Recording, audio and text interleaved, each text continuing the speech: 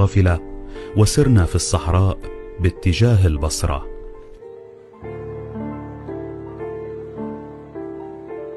كانت سيارتنا تسع 18 راكبة، وكان معنا سائقان باسم محمود وأصغر يتعاونان.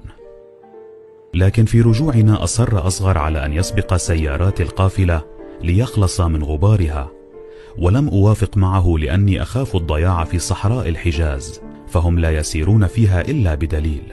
لكن أصغر لم يسمع كلامي وقال معنا ماء ووقود كاف، فسرنا أمام القافلة حتى جن علينا الليل وقد ضيعنا الطريق، فصحنا بالسائق وأمرناه أن يتوقف عن السير إلى الصباح لعلنا نجد الطريق الأصيل.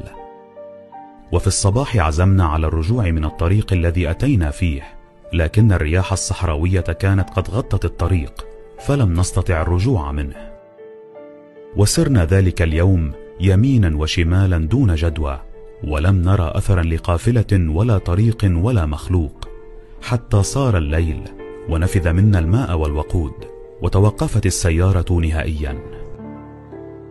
نمنا في حالة موحشة مؤلمة ويأس من الحياة، وحين ارتفع النهار وعلت الشمس وأصابنا العطش جمعت أصحابي وقلت لهم: لقد أصابنا ما أصابنا بالذنب الذي ارتكبه السائق أصغر وجعلنا في هذه المهلكة، ولا خلاص لنا إلا بأن نتوسل بمولانا وسيدنا الإمام المهدي صلوات الله عليه، فعلينا أن نتوسل وأن نحفر قبورنا الآن ما دام فينا قوة، حتى إذا صرعنا العطش اضطجعنا فيها لنموت فيها وتسترنا رمال الصحراء ولا نصير طعمة للوحوش.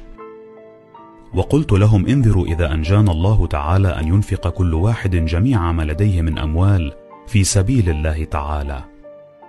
فاستجاب أصحابي لهذا الطلب، وحفرنا قبورنا وتهيأنا للموت، وبعضنا جلس في قبره وهو يدعو ويبكي، لكن أملنا في إمام العصر ليغيثنا في هذه الشدة. وأخذنا نتوسل بالمعصومين واحدا واحدا إلى الإمام الحجة عليه السلام في بكاء وخشوع وانقطاع وإلحاح، وناديناه: يا فارس الحجاز، يا أبا صالح المهدي أدركنا، يا صاحب الزمان أدركنا. وكانت أمامنا ربوة رملية فصعدت عليها وأخذت أدعو، فحصلت لي حالة انقطاع كامل إلى الله تعالى، وقلت لله تعالى: سبحانك أنت تقول: ومن يخرج من بيته مهاجرا إلى الله ورسوله ثم يدركه الموت فقد وقع أجره على الله.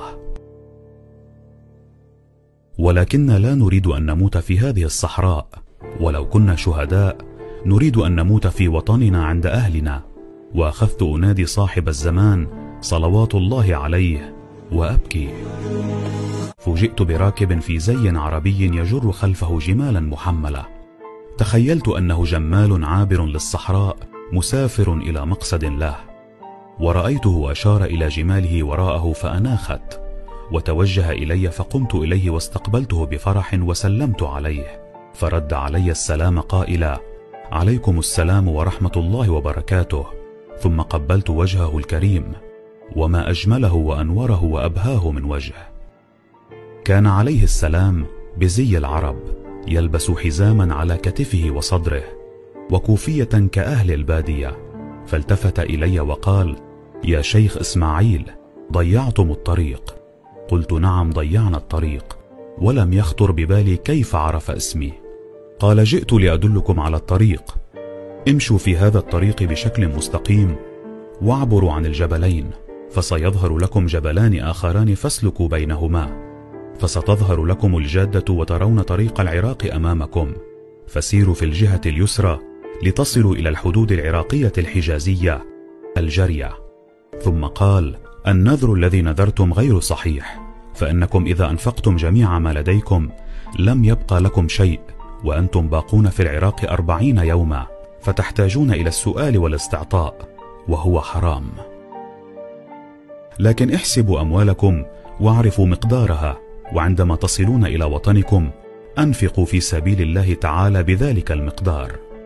وأردت أن أطلب منه أن يرافقنا حتى لا نضيع مرة أخرى، فتقدمت إليه وأخرجت قرآنا كان في جيبي، وأقسمت عليه بحق هذا القرآن الكريم أن يكون معنا في السيارة ويوصلنا إلى الجرية. فقال: لا تقسم بالقرآن، لكن حيث أقسمت أجيء معكم. ثم قال: المقصر أصغر، فليسق محمود، أنا أقعد في الوسط وأنت تقعد بصفي. كل هذا ولم ينتبه منا أحد ويسأل نفسه: كيف عرف نذرنا وعلم ببقائنا في العراق 40 يوما؟